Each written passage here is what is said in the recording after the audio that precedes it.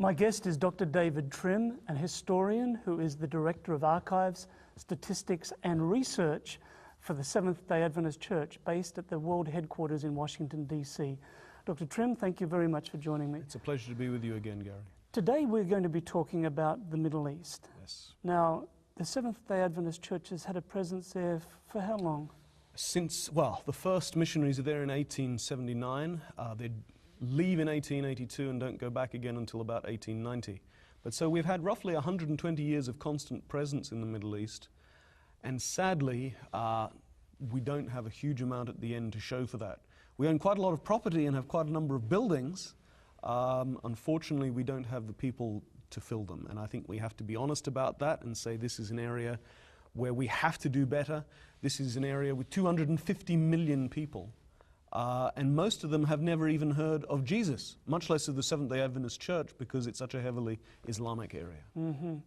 Now, David, recently the Adventist Church has done some restructuring organizationally to help us be more effective in this area of the world. What has been done? Well, previously, Gary, various parts of North Africa and the Middle East were divided amongst several of our world divisions. But historically, there had been once a Middle East division, and some of your viewers may remember that from Sabbath school lessons and 13th Sabbaths and so forth in the past. There was a Middle East division from 1950 to 1970.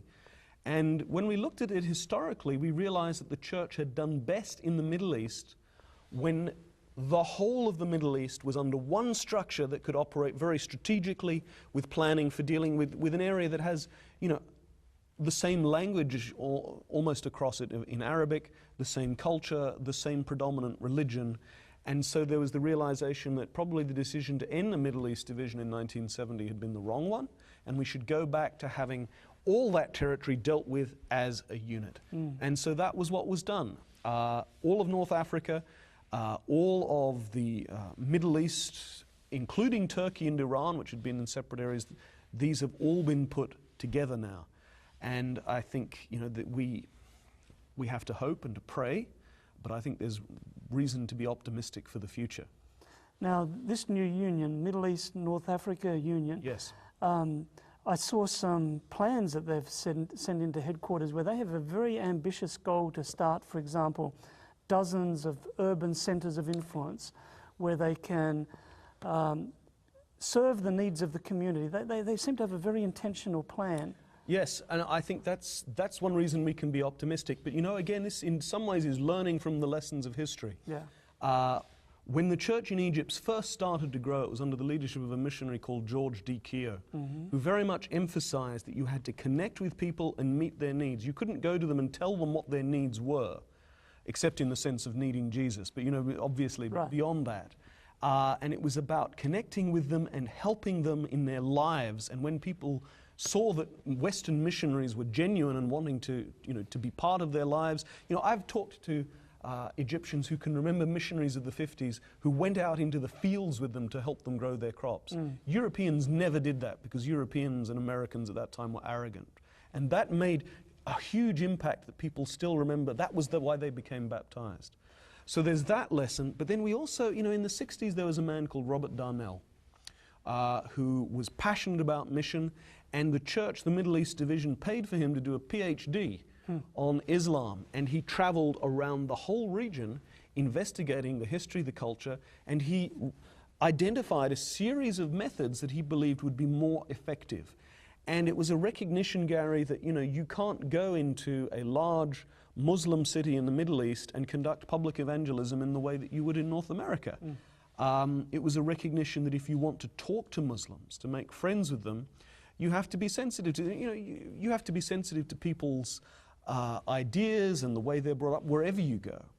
And so it wasn't a matter of saying we're only going to talk to other Christians, which has sometimes been our history in the Middle East. We have to be honest. Sometimes in the past we concentrated on trying to convert people from the native Christian churches to Adventism.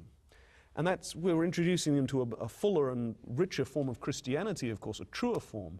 But these people were already Christians, and we were not reaching, we were not even talking very often to Muslims. So that was where Darnell, he said, here are methods that we could use to talk to Muslims, to make friends so that we can be witnessing to everyone in that vast region. Yeah, so he was a very creative person. Darnell was an exceptionally creative person. And you know, in the GC archives in Washington, which I have the privilege to direct, we have some of the documents that he created. A book of sermons, a book of sample sermons that were sort of sensitive to the context, which any pastor could use to preach, trying to give resources in that way. And unfortunately, for various reasons, the church sort of lost sight of some of those methods that he pioneered in the mid-70s. And I think it's really fruitful that we're re-engaging with that and rediscovering it. Yeah, I think when we look at the Global Mission Study Centres today, I think they've inherited some of that tradition of local contextualization, talking to people in their language. I think that's right, Gary, and you can trace that very directly in that Darnell certainly knew and influenced men like Borgershans and Gerald Whitehouse and so forth, who were directors of the Center for Islamic Studies that was founded. But I think you're right, there's a wider inheritance as well of that concept.